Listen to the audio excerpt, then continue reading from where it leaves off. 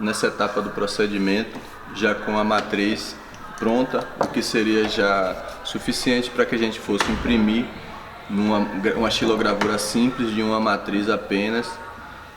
A gente já conseguiu chegar no final da nossa primeira etapa do processo, né? Que é imprimir uma matriz claro escuro, né? Porém, a gente vai com uma proposta da nossa oficina que é explorar algumas das possibilidades da xilogravura.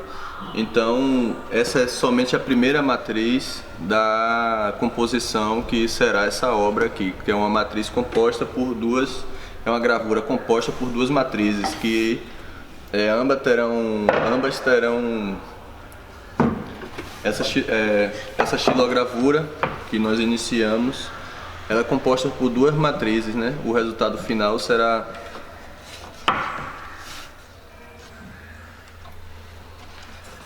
nessa etapa do processo em que nós estamos. A gente já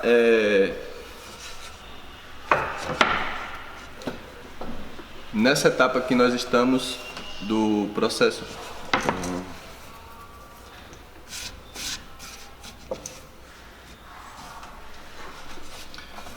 Então, pessoal, concluindo essa primeira etapa no processo dessa xilogravura que nós iniciamos, né? Temos já confeccionado a primeira matriz, que por si só já é uma obra, né? Porém, a nossa xilogravura a nossa proposta é fazer ela com duas camadas, com duas matrizes, aplicar cor e texturas diferentes, sobreposição também, né? De tinta. Então a primeira matriz já está pronta, né? Quase só falta acabamentos finais, mas dela nós já conseguimos tirar uma referência para a confecção da segunda matriz para a mesma gravura. É fundamental que elas sejam no mesmo tamanho, na mesma proporção. Não precisa ser a mesma madeira especificamente, mas que elas sejam praticamente idênticas quanto ao tamanho e à proporção. Então nós faremos da seguinte maneira, né? Já com a arte na gravura inicial já preparada, nós iremos trabalhar novamente com o carbono e com a folha. Porém, dessa vez vai ser necessário que a gente tenha ou um lápis de cera, ou um giz, ou algo que a gente possa passar sobre o papel e ter a referência para a confecção da segunda matriz, tá bom? Então vou fazer esse procedimento aqui com a folha de A3, uma folha de sulfite mesmo, papel ofício, ofício não, né? Papel com a gramatura baixa, e com carbono também, né? Então vou fazer o procedimento e vou orientando vocês.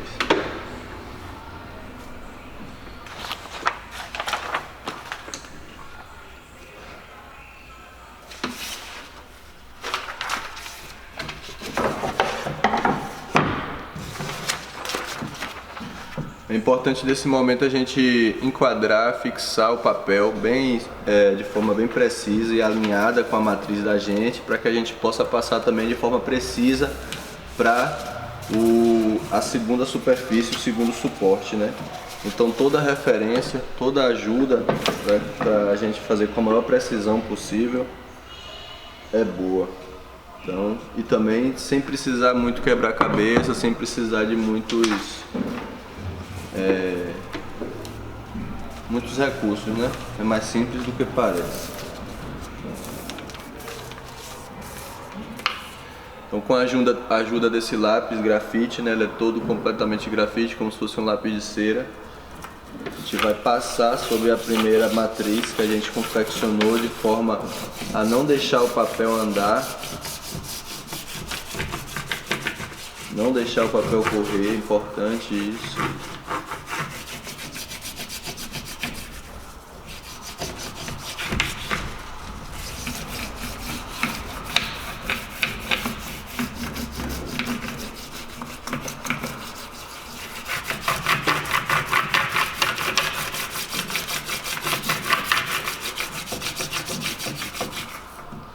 Sempre pressionando o papel contra a matriz, a superfície,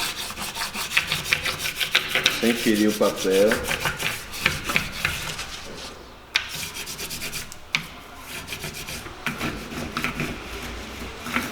Pegando todas as extremidades da matriz também.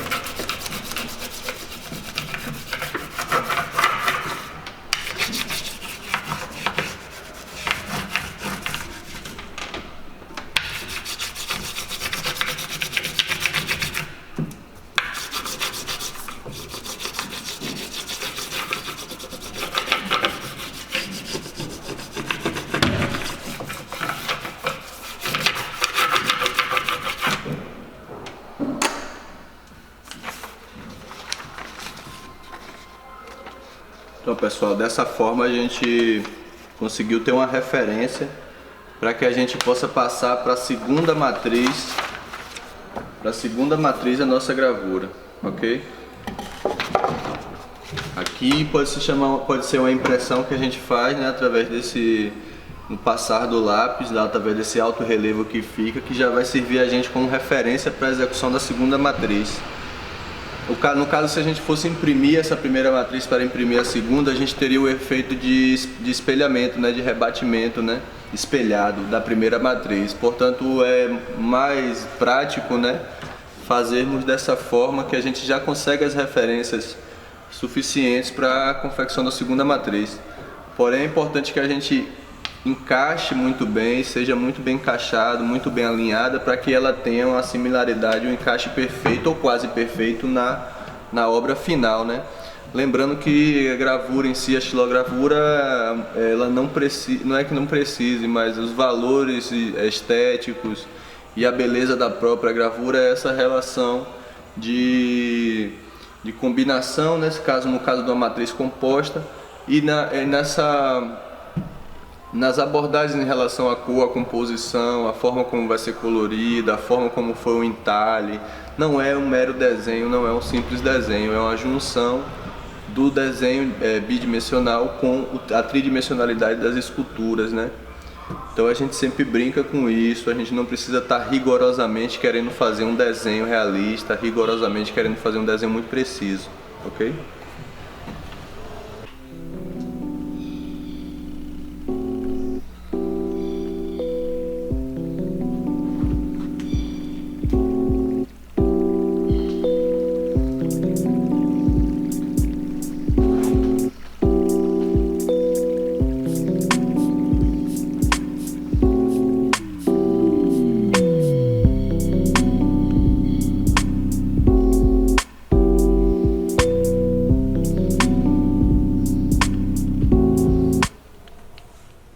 Primeiro a gente coloca a matriz, né, em cima do nosso gabarito, alinhado com a referência que a gente colocou, com as linhas que a gente colocou para ela ficar enquadrada.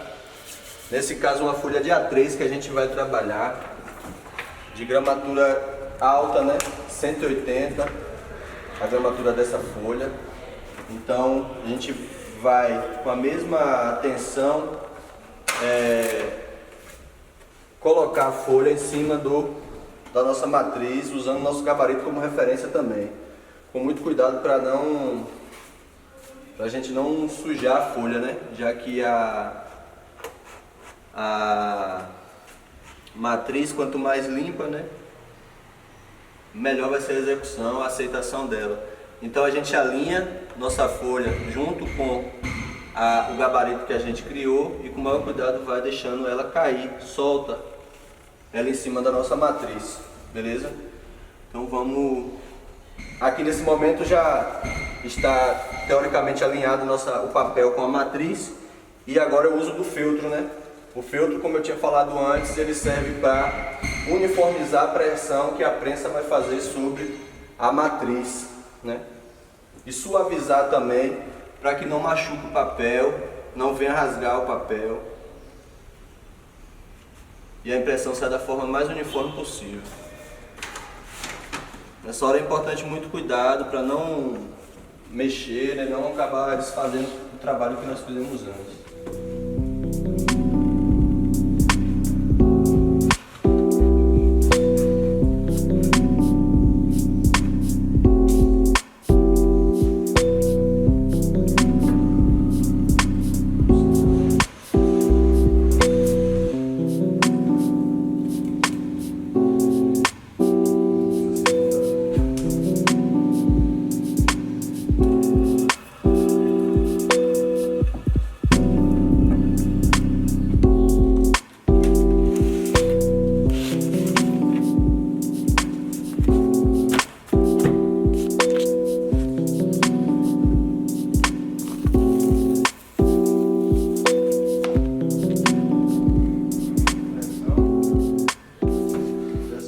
fazer ela na colher de pau, mostrando uma alternativa à prensa, né? A prensa de gravura que a gente tem. E existem de vários modelos, esse é um dos modelos mais assim, práticos que a gente tem, mais fáceis de usar, que é essa prensa assim, por gravidade de pressão, né, de tombo. Uma prensa que você exerce a pressão através dessa manivela. Porém, a gente pode também usar a colher de pau como ferramenta de impressão, né?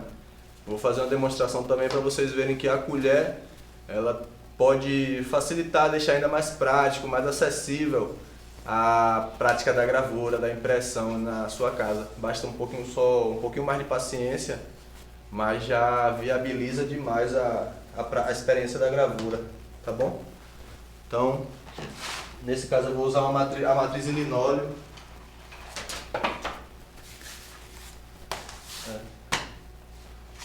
Vou usar essa matriz em linóleo também. Ela funcionaria, a colher de pau da mesma forma, imprimiria uma xilogravura, também vou fazer isso depois. Mas vamos imprimir essa nesse momento. Vela de amarelo.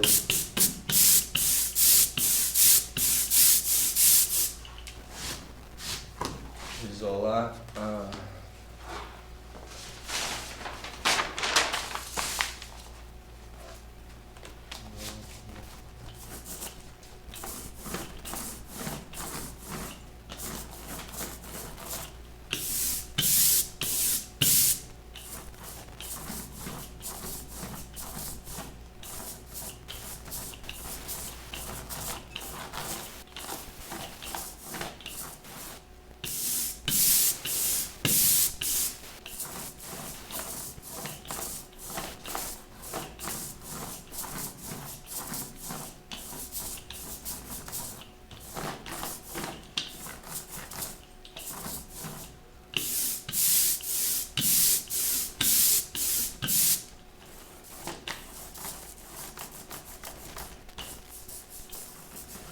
Importante certificar todos os cantos da gravura estejam entintados, né? Quanto maior ela for, mais atenção requer.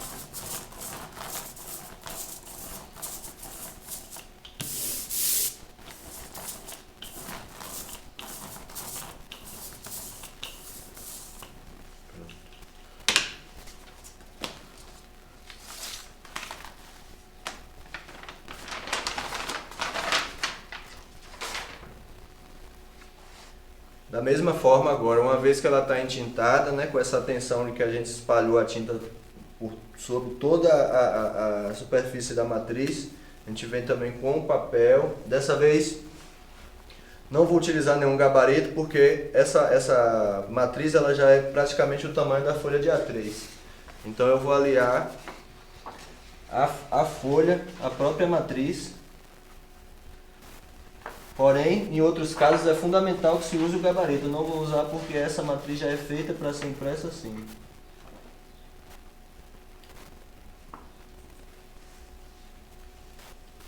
E agora com o fundo da colher de pau, aqui, essa parte de trás da colher de pau, a gente já consegue, fazendo movimentos circulares e uniformes, sobre toda a extensão da matriz e do papel, também com atenção, para que pegue todas as cavidades, né? Fazendo um movimento circular para que pegue a tinta em todos os sentidos. A gente consegue também passar com precisão e com qualidade a tinta da matriz para o papel.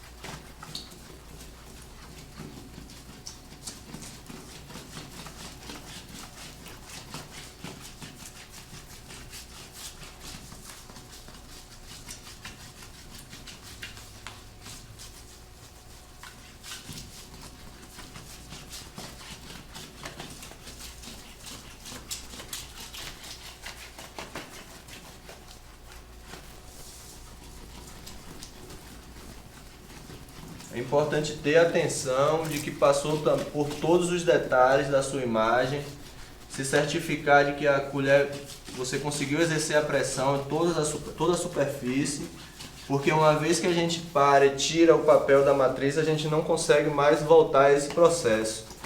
Por isso é importante ter paciência, ter atenção nesse momento para que a gente tenha uma qualidade boa da impressão. Tá bom?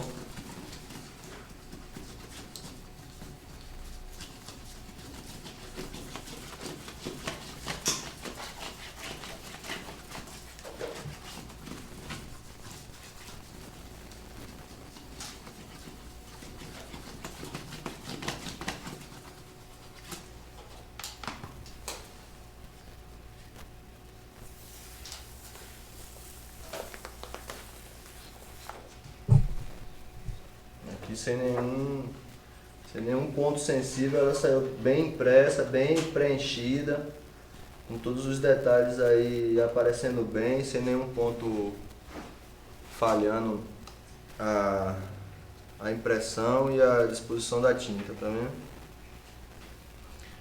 Poderia ter usado mais de uma cor nessa matriz, poderia ter feito uma composição com outras cores também, não necessariamente ela ser monocromática, ok?